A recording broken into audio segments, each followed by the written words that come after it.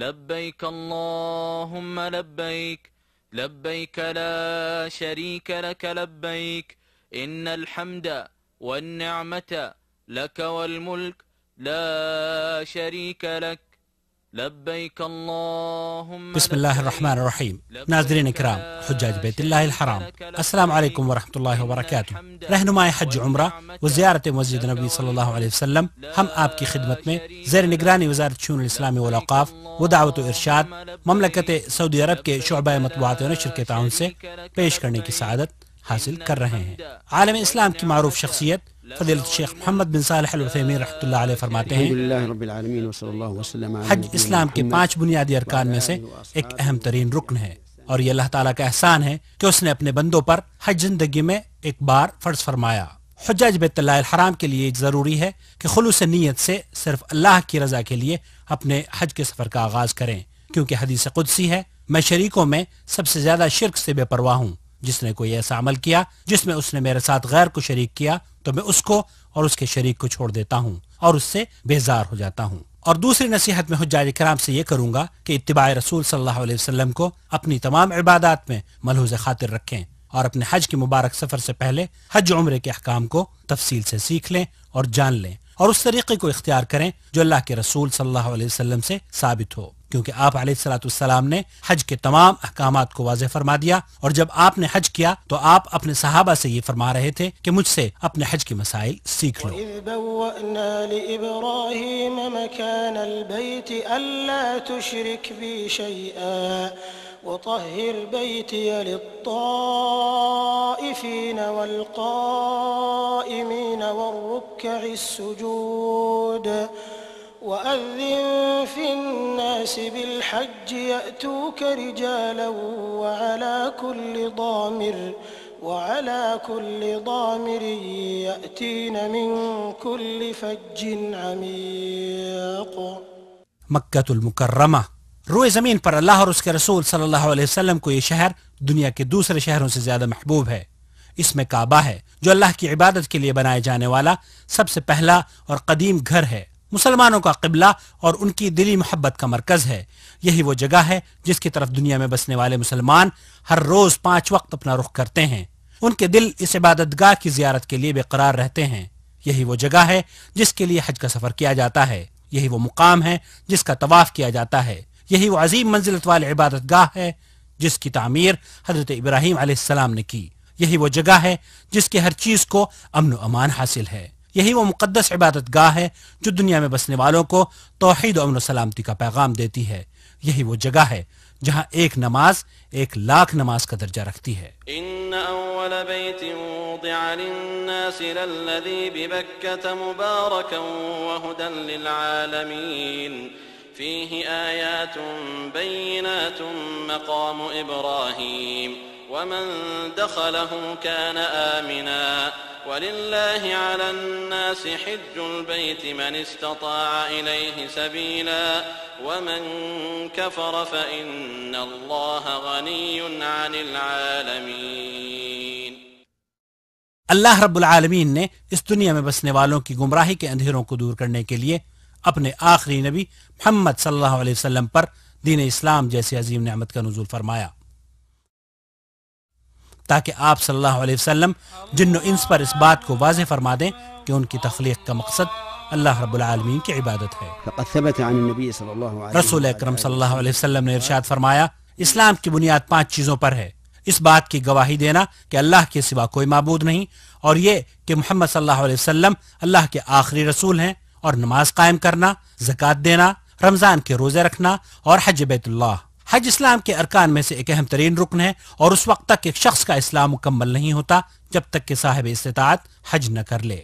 حج ہر اس مسلمان مرد و عورت پر زندگی میں ایک بار فرض ہے جو اس کی طاقت رکھتا ہو، اس کی طرف راستے کی استطاعت رکھتا ہو، عاقل ہو، بالغ ہو اور آزاد ہو۔ حج بیت اللہ کی ادائیگی کے لیے ہر سال دنیا کے تمام ممالک سے لاکھوں مسلمان اس مقدس زمین پر تشریف لاتے ہیں، اور حکومت خادم الحرمین شریفین ملک فہد بن عبدالعزیز حفظہ اللہ اس بات کا خاص خیال رکھتی ہے کہ حجاج بیت اللہ الحرام کو مملکت سعودی عرب کی روئے زمین پر ہر وہ چیز میسر ہو جس کی انہیں دوران قیام ضرورت ہو سکتی ہے۔ حکومت کے تمام شعبے اس اہم ترین فریضے کے لیے آئے ہوئے اللہ کے مہمانوں کی خدمات کے لیے ہمہ وقت تیار رہتے ہیں اور حجاج کرام کی بہتر سے بہتر خدمت کو اپنا فرض عین سمجھتے ہوئے اسے پورا کرتے ہیں۔ ضیاء الرحمن کی اس روئے زمین پر آمد سے لے کر ان کی واپسی تک امن و سلامتی کے تمام تر وسائل پیش کیے جاتے ہیں۔ حکومت خادم الحرمین شریفین حفظہ اللہ کی جانب سے اے اللہ کے مہمانوں، آپ کے لیے، آپ کی راحت کے لیے تمام تر سہولتیں مہیا کی گئی ہیں، انگنت پروجیکٹس آپ کے لیے کھول دیے گئے ہیں، لہذا ہم اس بلد الحرمین میں آپ کا خیر مقدم کرتے ہیں اور آپ سے درخواست کرتے ہیں کہ اپنے آرام اور سہولیات کے لیے ان چیزوں سے فائدہ اٹھانے میں بالکل تردد نہ کریں۔ ہم اس مقدس سرزمین پر آپ کو خوش آمدید کہتے ہیں۔ الحج أشهر معلومات فمن فرض فيهن الحج فلا رفث ولا فسوق ولا جدال في الحج وما تفعلوا من خير يعلمه الله وتزودوا فإن خير الزاد التقوى واتقون يا أولي الألباب۔ حجاج بیت اللہ الحرام کے لیے یہ جاننا ضروری ہے کہ حج کی 3 قسمیں مشروع ہیں، اور ہر حاجی کے لیے ضروری ہے کہ اسے اس بات کا بخوبی علم ہو کہ وہ حج کی کون سی قسم کے مطابق حج کر رہا ہے۔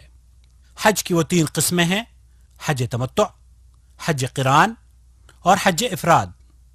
ان تینوں قسموں میں سب سے افضل حج حج تمتع ہے، کیونکہ اللہ کے رسول صلی اللہ علیہ وسلم نے اپنے اصحاب رضوان اللہ علیہم اجمعین کو حج تمتع ہی کی تاکید فرمائی۔ حج تمتع کی تعریف یہ ہے کہ حج کے مہینوں میں یعنی شوال، ذی القعدہ اور ذی الحج کے آخری عشرے میں عمرے کا احرام باندھے، عمرے سے مکمل طور پر فارغ ہونے کے بعد احرام کھول دے اور پھر اسی سال 8ویں ذی الحجہ کو مکہ مکرمہ سے یا اس جگہ سے جہاں حاجی مقیم ہو حج کا احرام باندھے۔ حج تمتع کرنے والے پر قربانی واجب ہے، اور اگر جانور میسر نہ ہو پائے تو بدلے میں 10 روزے رکھے، 3 حج کے دوران اور 7 گھر واپس آ کر۔ اور حج قران یہ ہے کہ حج اور عمرے دونوں کا ایک ساتھ ہی احرام باندھے، ایسی حالت میں حج قربانی کے دن ہی حج اور عمرہ دونوں سے حلال ہوگا۔ حج قران کرنے والے کے لیے ضروری ہے کہ مکہ مکرمہ میں آنے کے بعد بیت اللہ کا طواف کرے، سعی کرے اور اپنے احرام کو نہ کھولے۔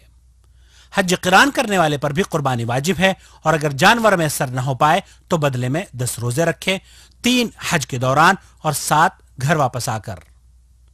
اور حج افراد یہ ہے کہ حاجی صرف حج کی نیت کرے اور مکہ مکرمہ میں داخل ہونے کے بعد طواف قدوم کرے، سعی کرے اور یوم نحر تک اپنے احرام کو نہ کھولے۔ حج افراد کرنے والے پر قربانی واجب نہیں۔ حج کی تینوں قسموں میں سے سب سے افضل قسم حج تمتع ہے، اس کے بعد قران اور اس کے بعد حج افراد۔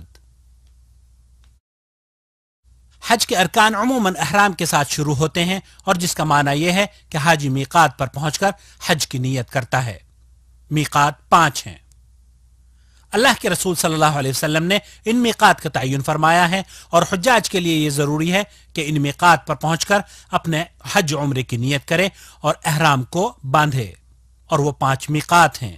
ذوالحلیفہ مدینے والوں کے لیے ذوالحلیفہ ہے، اور آج کل ابیار علی سے احرام باندھا جاتا ہے۔ جحفہ شام والوں کے لیے جحفہ ہے، اور آج کل اس کے قریب رابغ نامی شہر سے احرام باندھا جاتا ہے۔ قرن المنازل نجد والوں کے لیے قرن المنازل ہے، یہ مقام آج کل السیل الکبیر کے نام سے جانا جاتا ہے۔ یلملم یمن والوں کے لیے یلملم ہے، جو کہ السعدیہ کے نام سے مشہور ہے۔ ذات عرق یہ اہل عراق یا اہل مشرق کا میقات ہے۔ مکہ مکرمہ کے لوگ مکہ سے ہی حج کا احرام باندھیں، اور اسی طرح اہل جدہ بھی جدہ ہی سے حج کا احرام باندھیں گے، لہذا حاجی اور معتمر کے لیے یہاں سے بغیر احرام کے گزر جانا جائز نہیں، اور جان بوجھ کر میقات سے بلا احرام باندھے۔ اگر کوئی شخص گزر جائے تو اس کے لیے ضروری ہے کہ وہ واپس اپنی میقات پر لوٹے اور احرام باندھے، اور ایسا نہ کرنے کی شکل میں اس پر دم واجب ہوگا، جسے جانور کی قربانی کی شکل میں حرم کی حدود میں ذبح کر کے فقراء مکہ پر تقسیم کرنا ہوگا۔ اے مسلمان بھائی، اگر آپ زمین کے راستے سے، گاڑی سے یا کسی اور سواری سے سفر کر رہے ہیں تو میقات پر پہنچنے کے بعد اگر میسر ہو تو غسل کر لیں، اپنے جسم پر خوشبو لگا لیں اور اپنی صفائی کا اہتمام کریں اور اپنی احرام کی 2 چادروں کو باندھ لیں۔ معلوم ہو کہ عورتوں کے لیے احرام ان کا عام لباس ہے، البتہ ایسے کپڑے نہ پہنے جن میں زیب و زینت کا اظہار ہوتا ہو۔ اس کے بعد عمرے کی نیت ان الفاظ سے کہنی چاہیے: لبیک عمرہ۔ اور آپ اگر سمندر کے راستے سے یا ہوائی جہاز سے سفر کر رہے ہیں تو عام طور پر میقات آنے سے پہلے ہی آمد کا اعلان کر دیا جاتا ہے تاکہ احرام باندھ لیا جائے، اور اگر آپ اپنے وطن سے ہی احرام کی چادریں باندھ کر آئے ہیں تو کوئی حرج نہیں، البتہ عمرے کی نیت میقات پر پہنچ کر ہی کرنی چاہیے۔ نیت کرنے کے بعد اب مرد حضرات کو چاہیے کہ آواز سے تلبیہ پڑھیں، لیکن عورتیں تلبیہ پڑھتے وقت اپنی آوازیں پست رکھیں۔ واضح ہے کہ اجتماعی طور پر تلبیہ پکارنے سے بھی دوسروں کو تشویش ہوتی ہے، یہ بھی نامناسب عمل ہے۔ شریک لک لبیک ان الحمد والنعمت لک والملک لا شریک لک لبیک اللہم لبیک لبیک لا شریک لک لبیک ان الحمد والنعمت۔ محترم حجاج کرام، حج اور عمرے کا احرام باندھنے کے بعد آپ کے لیے مندرجہ ذیل باتوں کا جاننا ضروری ہے، کیونکہ محرم پر کچھ ذمہ داریاں اللہ تعالیٰ کی طرف سے عائد ہوتی ہیں۔ مثلا بال نہ کاٹے، لیکن اگر خود بخود بال جھڑ جائیں تو کوئی حرج نہیں۔ ناخن نہ تراشے، لیکن اگر خود بخود ناخن الگ ہو جائیں تو کوئی حرج نہیں۔ اپنے جسم پر اور کھانے پینے کی اشیاء میں خوشبو نہ استعمال کرے، لیکن احرام کی نیت کرنے سے پہلے جو خوشبو لگائی تھی اگر اس کا کوئی اثر باقی ہو تو کوئی حرج نہیں۔ کسی شکار کے جانور کو نہ مارے، نہ بدکائے اور نہ ہی دوسروں کی اس کام میں مدد کرے۔ کوئی محرم یا غیر محرم حدود حرم کے اندر کسی درخت کو نہ کاٹے اور نہ ہی کوئی ہرا پودا اکھاڑے اور نہ ہی کوئی گری ہوئی یا کھوئی ہوئی چیز اٹھائے، البتہ اگر نیت اس چیز کے بارے میں اعلان کرنا ہو تو پھر اٹھانا جائز ہے۔ عورتوں کو شادی کا پیغام نہ دے، نہ ہی اپنے لیے یا کسی دوسرے کے عقد نکاح کا سبب بنے، اور جب تک احرام میں ہو شہوت کے ساتھ عورت سے مباشرت اور ہم بستری نہ کرے۔ عورت کے لیے احرام کی حالت میں ہاتھوں میں دستانے پہننا یا نقاب یا برقعے کے ذریعے اپنے چہرے کو چھپانا ممنوع ہے۔ اگر اجنبی مردوں کا سامنا ہو رہا ہو تو پھر چہرے کو اوڑھنی یا کسی اور چیز سے چھپانا واجب ہے، ویسے ہی جیسے کہ غیر حالت احرام میں واجب ہے۔ احرام کی حالت میں مردوں پر اپنے سر کو ڈھانکنا جائز نہیں، لیکن چھتری سے یا گاڑی کی چھت سے یا اپنے سامان کو سر پر اٹھانے میں اگر سر چھپ جائے تو کوئی حرج نہیں۔ اگر محرم بھول کر جہالت میں سلا ہوا کپڑا پہن لے یا اپنے سر کو ڈھانک لیتا ہے یا خوشبو استعمال کر لیتا ہے یا اپنا کوئی بال کاٹ لیتا ہے تو کوئی حرج نہیں۔ قمیص، پائجامہ یا کوئی دوسرا سلا ہوا کپڑا پورے جسم یا جسم کے کچھ حصے کے لیے استعمال نہ کرے۔ إذا لم يجد إزارا فيلبس السراويل أو إذا لم يجد نعلين فيلبس الخفين ولا حرج۔ ایسے جوتے بھی استعمال نہ کرے جو ٹخنوں کو چھپا دیں، البتہ عام جوتے اور چپل پہننا، انگوٹھی پہننا، چشمہ لگانا، گھڑی باندھنا، ایئر فون استعمال کرنا، بیلٹ اور پرس استعمال کرنا، اور اگر احرام گندا ہو جائے تو اسے بدلنا محرم کے لیے جائز ہے۔ سر اور جسم کو دھونا بھی جائز ہے، اور اگر محرم کے کوئی زخم لگ جائے تو کوئی حرج نہیں۔ اور واضح ہے کہ احرام کے لیے کوئی خاص نماز مشروع نہیں، جیسا کہ بعض لوگوں کا خیال ہے۔ اللہ تعالیٰ نے جن اعمال کو فرض قرار دیا ہے ان کا التزام کرے، مثال کے طور پر 5 وقتہ نماز با جماعت ادا کرے، جن کاموں سے اللہ تعالیٰ نے روکا ہے ان سے دور رہے، بد کلامی، فحش باتیں، جنگ و جدال اور دیگر نافرمانی کے تمام کاموں سے بچتا رہے۔ اب آپ کا قافلہ اللہ کے فضل و کرم سے مکہ المکرمہ میں داخل ہونے والا ہے۔ یہ وہ گھڑی آ پہنچی ہے جس کا ایک مسلمان کو بڑی ہی بےتابی سے انتظار رہتا ہے۔ داخلے سے پہلے اگر میسر ہو تو غسل کر لینا سنت ہے۔ اب آپ بیت اللہ الحرام میں داخل ہونے لگے ہیں۔ واضح ہے کہ دوسری مساجد کی طرح اس مسجد الحرام میں بھی داخل ہوتے وقت آپ کو اپنا داہنا پیر مسجد کے اندر پہلے رکھنا چاہیے، یہ اللہ کے رسول صلی اللہ علیہ وسلم کی سنت ہے، اور داخل ہوتے وقت یہ کہنا بھی سنت ہے: اعوذ باللہ العظیم وبوجہہ الکریم وسلطانہ العظیم من الشیطان الرجیم، بسم اللہ والصلاة والسلام علی رسول اللہ، اللہم افتح لی ابواب رحمتک۔ پھر محرم کو چاہیے کہ نہایت اطمینان اور سکون کے ساتھ اپنے قدموں کو کعبہ مشرفہ کی طرف بڑھائے اور استباء کرے۔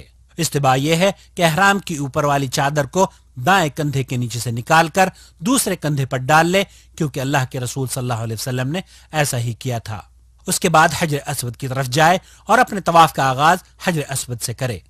حجر اسود کا بوسہ لینے میں کسی قسم کی مزاحمت نہ کرے اور نہ ہی وہاں کھڑا ہو کر بھیڑ کرے، بلکہ چلتے ہوئے اشارہ کرتا چلے۔ مسلمانوں کو اذیت دینا بہت غلط بات ہے۔ یہاں دھکا پیلی نہیں کرنی چاہیے اور کافی ہے کہ دور سے ہی ہاتھ اٹھا کر اللہ اکبر کہے اور اپنے 7 چکروں کا آغاز کرے۔ حاجی کو چاہیے کہ دوران طواف کثرت سے اللہ کا ذکر اور دعائیں کرتا رہے۔ طواف کی کوئی خاص دعا مشروع نہیں، جیسا کہ بعض لوگوں نے ہر چکر کی الگ الگ دعائیں بنا رکھی ہیں، اور ذکر و اذکار کرتے وقت بھی آواز کو بلند نہیں کرنا چاہیے، کیونکہ دوسرے طواف کرنے والوں کو اس طرح تشویش ہوتی ہے۔ طواف کرنے والا جب بھی رکن یمانی کے پاس جائے، اگر میسر ہو تو اسے چھو لے، دایاں ہاتھ لگائے، رکن یمانی کو بوسہ دینے کی ضرورت نہیں، اور اگر ہاتھ لگانا بھی مشکل ہو تو رہنے دے اور اپنے طواف کو جاری رکھے۔ واضح ہے کہ اس کی طرف اشارہ بھی نہیں کرنا چاہیے، جیسا کہ بعض لوگ کرتے ہیں۔ رکن یمانی اور حجر اسود کے درمیان یہ دعا پڑھنا سنت ہے، واضح ہے اس میں اضافہ نہیں کرنا چاہیے۔ ربنا آتنا فی الدنیا حسنہ وفی الآخرۃ حسنہ وقنا عذاب النار۔ اور اس طرح حجر اسود پر پہنچ کر ایک چکر مکمل ہو گیا، اب اپنے باقی دوسرے چکر بھی حجر اسود سے ہی اسی طرح شروع کرے اور حجر اسود پر ہی ختم کرے۔ طواف میں رمل کرنا مردوں پر سنت ہے، جس کا مفہوم یہ ہے کہ طواف کرنے والا مرد تیز چلے اور قدم قریب قریب رکھے، اور یہ طواف قدوم میں صرف پہلے 3 چکروں میں مسنون ہے، البتہ استباع 7 چکروں میں کرے۔ دوران طواف بعض حجاج کچھ غلطیاں کرتے ہیں، مثلا طواف کرتے وقت حتیم کے اندر سے گزر جاتے ہیں یا مقام ابراہیم کو بیت اللہ کا حصہ تصور کرتے ہیں، جو غلط ہے۔ بذلك قد انقص من طوافه ويكون حينئذ قد طاف ببعض الكعبة۔ اسی طرح خانہ کعبہ کا استلام اور بسا اوقات اس کی تمام دیواروں کا استلام یا اس سے چمٹنا، واضح ہے کہ نبی کریم صلی اللہ علیہ وسلم نے حجر اسود اور رکن یمانی کے علاوہ خانہ کعبہ کے کسی بھی جز کا استلام نہیں کیا، لہذا عقیدت سے مقام ابراہیم اور بیت اللہ کی دیواروں کو چھونا بدعت ہے، اس کی کوئی اصل نہیں، اور اللہ کے رسول صلی اللہ علیہ وسلم نے ایسا نہیں کیا۔ طواف کے دوران ذکر و اذکار کرتے وقت آواز کو بلند نہیں کرنا چاہیے، کیونکہ اس طرح دوسرے طواف کرنے والوں کو تشویش ہوتی ہے۔ دوران طواف حتی الامکان کوشش کرنی چاہیے کہ عورتوں سے الگ رہیں۔ الحجر الأسود وعند مقام إبراهيم فيجب الابتعاد عن ذلك۔ اور جب طواف مکمل ہو جائے تو اپنے دونوں کندھوں کو چھپا لینا چاہیے۔ طواف پورا ہونے کے بعد اگر میسر ہو تو مقام ابراہیم پر 2 رکعت نماز پڑھے، اور اگر وہاں جگہ نہ مل پائے تو مزاحمت نہ کرے، بلکہ پورے حرم میں جہاں آسانی سے جگہ مل جائے وہیں نماز پڑھ لے۔ واضح رہے کہ نماز کو نبی کریم صلی اللہ علیہ وسلم کے طریقے کے مطابق ادا کرے، اور ان 2 رکعتوں میں پہلی رکعت میں سورہ فاتحہ کے بعد سورہ کافرون قل یا ایھا الکافرون اور دوسری میں سورہ اخلاص یعنی قل ھو اللہ احد پڑھنا سنت ہے، اور اگر کوئی دوسری صورتیں بھی ان میں پڑھ لے تو بھی جائز ہے۔ اس کے بعد دعا کرے اور پھر حجر اسود کا استلام کرے، اور اس کے بعد آب زمزم پیے اور صفا مروہ کے درمیان 7 چکر لگانے کے لیے کوہ صفا کی طرف نکل جائے، اس پر چڑھے یا اس کے قریب کھڑے ہو کر یہ دعا کرے ابدأ بما بدأ اللہ بہ، اور یہ آیت پڑھے ان الصفا والمروة من شعائر اللہ فمن حج البیت او اعتمر فلا جناح علیہ ان یطوف بہما ومن تطوع خیرا فإن اللہ شاکر علیم۔ اس کے بعد دونوں ہاتھ اٹھا کر دعا کرے، 3 دفعہ اللہ اکبر کہے اور اس دعا کو بھی 3 بار پڑھے۔ وكرر الدعاء لا إله إلا الله وحده لا شريك له له الملك وله الحمد وهو على كل شيء قدير لا إله إلا الله وحده أنجز وعده ونصر عبده وهزم الأحزاب وحده۔ اور اس کے بعد جو چاہے دعا کرے، واضح رہے یہاں تکبیر کہتے ہوئے ہاتھوں کو نہیں اٹھانا چاہیے، جیسا کہ اکثر حجاج کرتے ہیں، ان کا یہ عمل غلط ولا ہے۔ يرفع يديه إلا إذا كان داعيا ولا يشير بهما عند التكبير فإن ذلك من الأخطاء الشائعة عند كثير من الحجاج والمعتمرين۔ اس کے بعد ذکر و اذکار یا دعائیں کرتے ہوئے مروہ کی طرف چلے، يدعو بما يتيسر له من الدعاء لنفسه وأهله وللمسلمين فإذا بلغ العلم اور جب سبز نشان پر پہنچے تو دوڑنا شروع کر دے یہاں تک کہ دوسرے سبز نشان تک پہنچ جائے، اور پھر آہستہ چلنا شروع کر دے، البتہ عورتیں کہیں بھی تیز نہ چلیں نہ دوڑیں۔ پھر وہ اوپر چڑھے یا اس کے پاس ٹھہرے اور وہی کرے جو صفا پر کیا تھا۔ تصل أخي الحاج إلى المروة فاستقبل الكعبة وقل ما قلته من الذكر عند صعود الصفا وادع بما شئت. پھر مروہ سے اترے اور صفا کی طرف چلے، اور جب سبز نشان پر پہنچے تو پھر دوڑنا شروع کر دے، ورنہ باقی جگہوں پر آہستہ ہی چلنا چاہیے۔ صفا سے مروہ تک کا جانا ایک چکر ہوتا ہے، اور اسی طرح مروہ سے صفا کو آنا دوسرا چکر کہلاتا ہے۔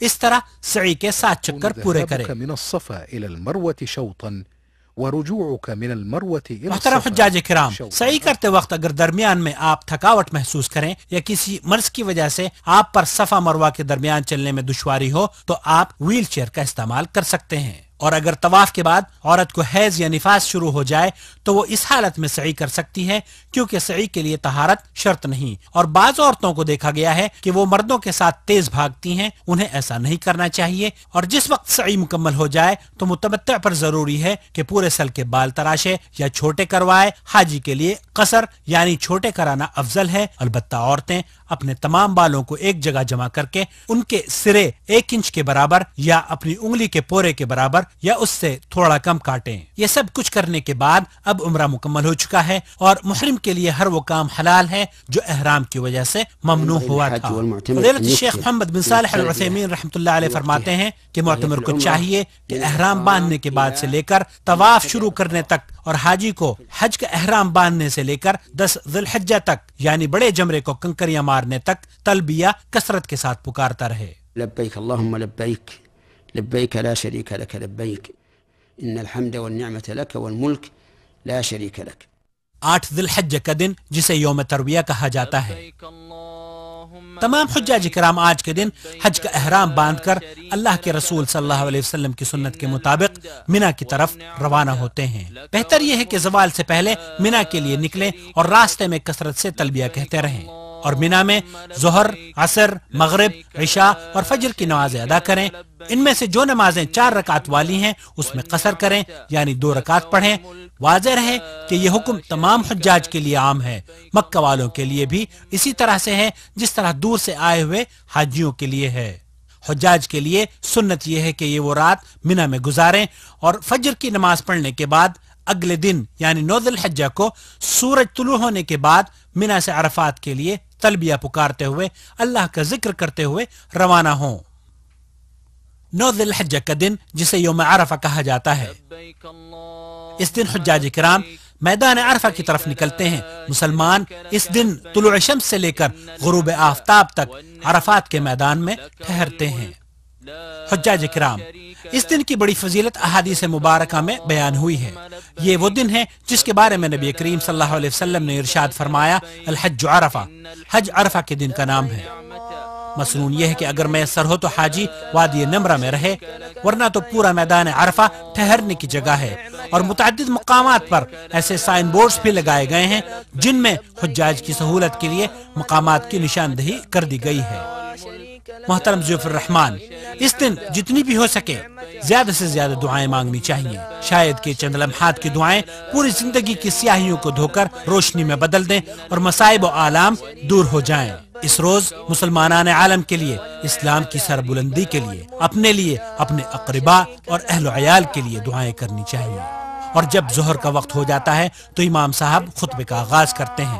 اس خطبے میں وہ امت مسلمہ کو واعظ و نصیحت کرتے ہیں اور مسلمانوں کو مذہبی تعصب سے دور رہنے اور اخوت اور بھائی چارگی کا سبق دیتے ہیں۔ اس روز ظہر کے وقت 1 اذان اور 2 تکبیروں کے ساتھ ظہر اور عصر کی 2 رکعتیں جمع کر کے پڑھنا سنت ہے۔ واضح رہے کہ جو حضرات میدان عرفات میں اپنے خیموں میں ظہر کے وقت ظہر اور عصر کے وقت عصر کی نمازیں پڑھتے ہیں، ان کا یہ عمل سنت کے خلاف ہے۔ حجاج چاہے مکہ سے آئے ہوں یا بیرون ممالک سے، تمام کے لیے یہاں نماز قصر اور جمع پڑھنا سنت ہے۔ بہت سے حجاج کو دیکھا گیا ہے کہ غروب آفتاب سے پہلے عرفات کے میدان کو چھوڑ دیتے ہیں، ان کا یہ عمل بھی سنت کے خلاف ہے۔ وهذا غير جائز لأنه مخالف لفعل النبي صلى الله عليه وسلم۔ بعض لوگ جبل عرفات کی چوٹی تک پہنچنے کی کوشش کرتے ہیں، دھکا پیلی کرتے ہیں، دوسروں کو ایذا رسانی کا سبب بنتے ہیں۔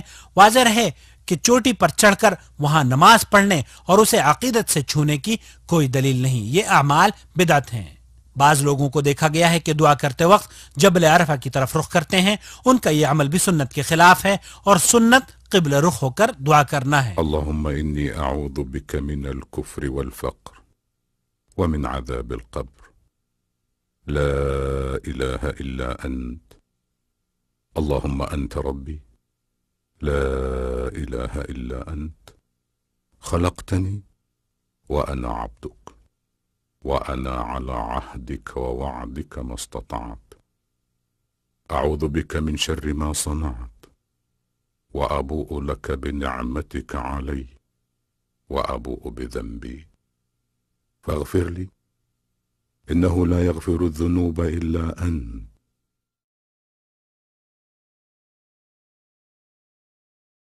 ليس عليكم جناح أن تبتغوا فضلا من ربكم فإذا أفضتم من عرفات فاذكروا الله عند المشعر الحرام واذكروه كما هداكم وإن كنتم من قبله لمن الضالين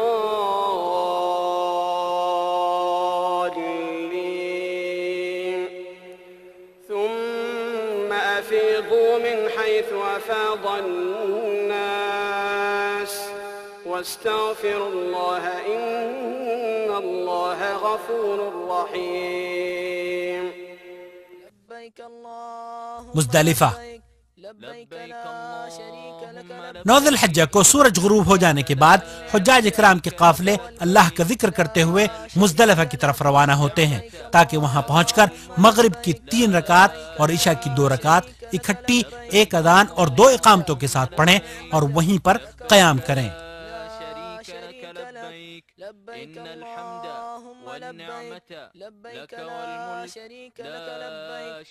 بعد حجاج کو دیکھا گیا ہے کہ وہ مغرب اور عشاء کی نماز کی پرواہ کیے بغیر سیدھے مزدلفہ میں داخل ہوتے ہی کنکریاں جمع کرنی شروع کر دیتے ہیں۔ واضح ہے یہ جائز نہیں بلکہ نماز کی ادائیگی زیادہ ضروری امر ہے۔ یہ سمجھنا بھی غلط ہے کہ کنکریاں صرف مزدلفہ سے ہی لینی چاہیے۔ صحیح مسئلہ یہ ہے کہ کنکریاں حدود حرم میں کہیں سے بھی لی جا سکتی ہیں، اور سنت یہ ہے کہ حاجی مزدلفہ میں رات کا قیام کرے۔ البتہ کمزور عورتیں اور بچے وغیرہ رات کے آخری حصے میں بھی منا کے لیے روانہ ہو سکتے ہیں، اور دوسرے حجاج کو چاہیے کہ فجر کی نماز پڑھنے کے بعد مشعر حرام کے قریب قبلہ رخ کھڑے ہو کر کثرت سے ذکر و اذکار کریں، دعائیں کریں اور اللہ کا شکر ادا کریں۔ اس کے بعد 7 کنکریاں بڑے جمرے یعنی جمرہ عقبہ کے لیے چنیں اور باقی ایام کی کنکریاں منا ہی سے جمع کرے۔ کنکریوں کو دھونے کی کوئی اصل نہیں، یہ بدعت ہے۔ اس کے بعد سورج طلوع ہونے سے پہلے حجاج کو چاہیے کہ تلبیہ پکارتے ہوئے اللہ کا شکر بجا لاتے ہوئے اپنی زبان کو ذکر میں مصروف رکھتے ہوئے منا کی طرف روانہ ہوں، اور جب منا پہنچیں تو کوشش یہ ہو کہ جمرہ عقبہ کی طرف روانہ ہوں، اور جب جمرہ عقبہ کے پاس پہنچ جائیں تو لبیک پکارنا بند کر دیں۔ اس کے بعد وہاں پہنچتے ہی مسلسل ایک ایک کر کے 7 کنکریاں اس کو ماریں، اور ہر کنکری پھینکتے وقت اللہ اکبر کہہ کر پھینکنا سنت ہے۔ جمرة العقبة يتوقف عن التلبية ثم يرمي جمرة العقبة ب7 حصيات متعاقبات ويكبر مع كل حصاة ثم يذبح الهدي۔ اس کے بعد متمتع اور قارن کو چاہیے کہ قربانی کرے اور حجامت کروائے، اور عورت کو چاہیے کہ انگلی کے پورے کے برابر اپنے بالوں کو کاٹ لے۔ قربانی کے دن حج کے کاموں میں اگر ترتیب کا خیال رکھا جائے تو افضل ہے، لیکن اگر ترتیب آگے پیچھے بھی ہو جاتی ہے تو کوئی حرج نہیں، کیونکہ اللہ کے رسول صلی اللہ علیہ وسلم نے اس موقع پر ایسے لوگوں سے جن کی ترتیب بدل گئی تھی یہی فرمایا تھا کہ افعل ولا حرج، یعنی کرتے جاؤ کوئی حرج نہیں۔ 10 ذی الحجہ یعنی عید الاضحیٰ کا دن۔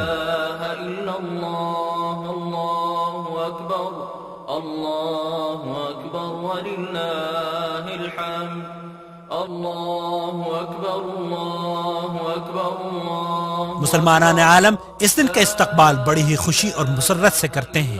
اس دن یعنی 10 ذی الحجہ کو پوری دنیا کے مسلمان خاص طور پر حجاج کرام اپنے جانوروں کی قربانی کے نذرانے بارگاہ الہی میں بطور شکرانہ اور سنت ابراہیمی پر عمل کرتے ہوئے پیش کرتے ہیں۔ حکومت مملکت سعودی عرب کی جانب سے حجاج کرام کی سہولت کے لیے ایک بڑی قربان گاہ کا انتظام کیا گیا ہے، جس کے دروازے حجاج اور غیر حجاج کے لیے کھلے رہتے ہیں۔ بعض حجاج جمرات کو کنکریاں مارتے ہوئے کئی غلطیاں کر گزرتے ہیں۔ مثال کے طور پر حجاج اکرام کا یہ سوچنا کہ وہ کنکریاں جمرات کو نہیں شیطان کو مار رہے ہیں، حالانکہ وہ شیطان نہیں بلکہ اللہ تعالیٰ کا حکم سمجھ کر کنکریاں مارنی چاہیے۔ بعض حضرات بڑی بڑی کنکریاں، پتھر اور جوتے اور لکڑی وغیرہ مارتے ہیں اور گالیاں تک دے دیتے ہیں۔ یہ تمام امور غیر شرعی ہیں جسے اللہ کے رسول صلی اللہ علیہ وسلم نے منع فرمایا ہے۔ کنکریاں مارتے وقت دھکم پیل اور مار دھاڑ کرنا بھی خلاف شرع بات ہے۔ کوشش یہ ہونی چاہیے کہ بغیر کسی کو تکلیف پہنچائے کنکریاں ماریں۔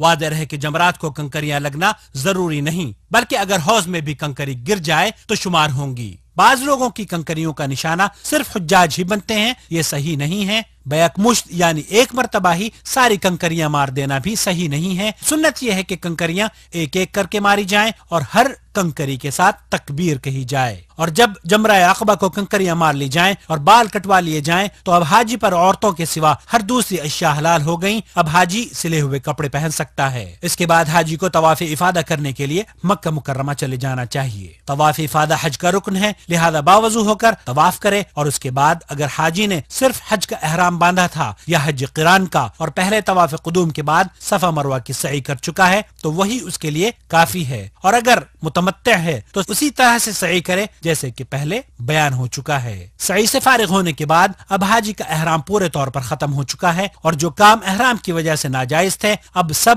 جائز ہو گئے ہیں۔ واضح رہے کہ طواف افادہ ایام مینا میں کسی بھی دن کیا جا سکتا ہے۔ ایام تشریق 11ویں، 12ویں اور 13ویں ذی الحجہ۔ اس کے بعد حاجی کو مینا واپس آ جانا چاہیے تاکہ ایام تشریق وہیں قیام کرے۔ اب جو شخص 2 راتیں گزار کر واپس آنا چاہے اس کے لیے اللہ تعالیٰ نے اجازت عطا فرمائی ہے۔ واذكروا الله في أيام معدودات فمن تعجل في يومين فلا إثم عليه ومن تأخر فلا إثم عليه لمن اتقى واتقوا الله واعلموا أنكم إليه تحشرون۔ اور حجاج کرام پر ایام تشریق میں واجب ہے کہ سورج ڈھلنے کے بعد یعنی زوال کے بعد پہلے چھوٹے جمرے کو 7 کنکریاں مارے اور پھر جمرہ درمیانی کو بھی 7 کنکریاں مارے اور ہر کنکر پر اللہ اکبر کہتا رہے۔ اور سنت یہ ہے کہ چھوٹے جمرے کو کنکریاں مارنے کے بعد دعا مانگی جائے، اور اسی طرح درمیانی جمرے کو بھی کنکریاں مارنے کے بعد قبلہ رخ ہو کر دعا کرنی چاہیے۔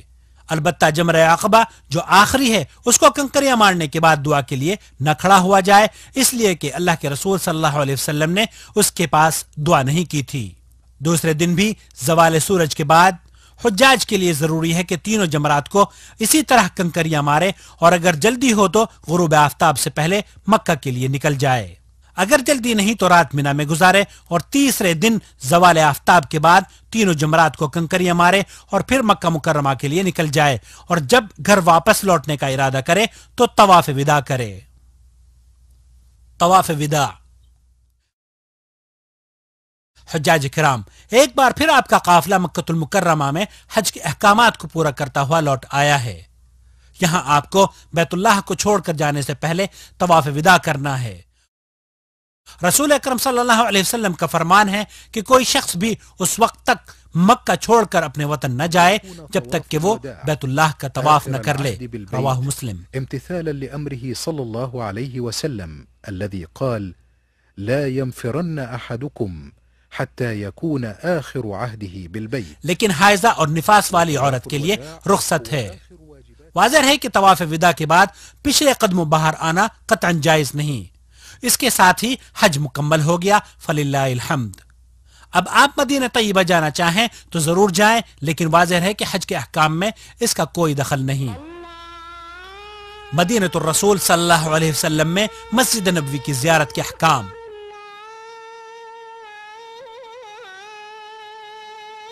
مدینہ منورہ کو حرم رسول صلی اللہ علیہ وسلم، دار ہجرت اور مقام نزول وحی ہونے کا شرف حاصل ہے۔ مسجد نبوی کی زیارت کرنا سنت عمل ہے۔ دنیا میں صرف 3 ایسی بابرکت جگہیں ہیں جن کی طرف سفر کرنا مشروع ہے: بیت اللہ الحرام، مسجد نبوی اور بیت المقدس۔ کیونکہ اللہ کے رسول صلی اللہ علیہ وسلم نے فرمایا ہے کہ صرف 3 مساجد کی طرف ثواب کی نیت سے رخت سفر باندھا جا سکتا ہے، ایک مسجد حرام کی طرف، دوسرے مسجد نبوی کی طرف اور تیسرے مسجد اقصی کی طرف۔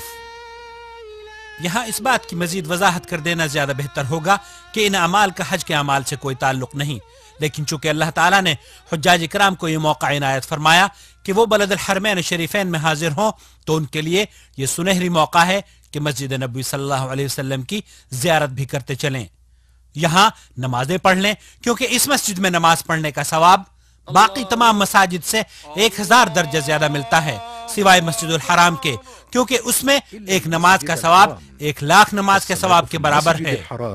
ب100,000 صلاة ثم ليسلم على رسول الله صلی اللہ علیہ وسلم۔ اور جب آپ مسجد نبوی میں تشریف لائیں تو داخل ہوتے وقت دائیں پیر پہلے داخل کریں اور یہ دعا پڑھیں جو کہ دوسری مساجد کے داخلے کے وقت بھی پڑھی جاتی ہے۔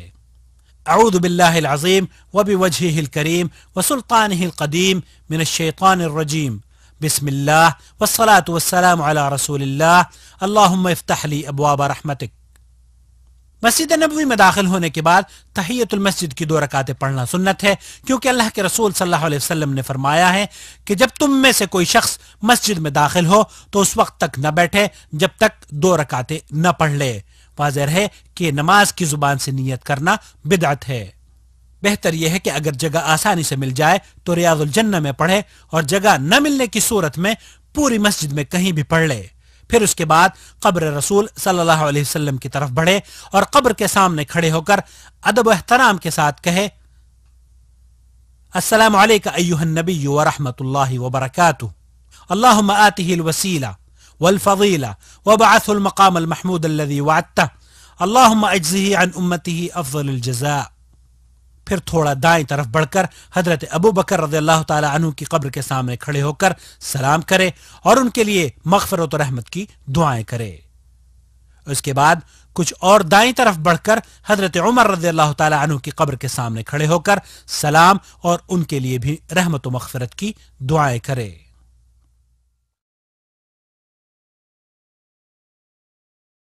بعض لوگوں کو دیکھا گیا ہے کہ زیارت قبر رسول صلی اللہ علیہ وسلم کے وقت دیواروں اور لوہے کی سلاخوں پر ہاتھ پھیرتے ہیں، کھڑکیوں میں برکت حاصل کرنے کے لیے دھاگے وغیرہ باندھتے ہیں اور دعا کے وقت قبلے کی بجائے قبر کی طرف رخ کرتے ہیں۔ یہ تمام اعمال جائز نہیں، خرافات ہیں۔ صحیح بات یہ ہے کہ آدمی دعا کے وقت قبلہ رخ کھڑا ہو۔